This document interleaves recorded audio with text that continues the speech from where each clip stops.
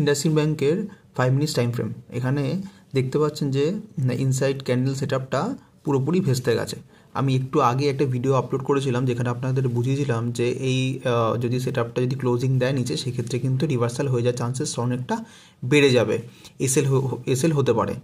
কিন্তু এখানে দেখতে পাচ্ছেন যে কেন বলেছিলাম যে এখানে একটা স্ট্রং কনসিডারেশন রয়েছে, তার জন্য এই রিজনে আমি বলেছিলাম যে দেখতে পাচ্ছেন যে মার্কেট একদম এক্স্যাক্ট সেম বিহেভ করলো।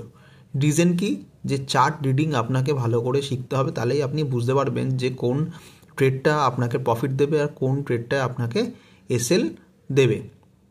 তো এরকমভাবে ডিসিপ্লিন মেনটেন করে চলবেন। আর হচ্ছে মার্কেটের যে বিহেভিয়ার আছে সেটাকে অবজার্ভ করা কিন্তু খুব প্রয়োজন। তো এরকমভাবে ট্রেড করুন আর এই চ্যানেলটাকে সাবস্ক্রাইব করুন আর বেল আইকন ক্লিক করে দিন, আর নেক্সট ভিডিওর জন্য ওয়েট করতে পেতে পারেন আপনারা।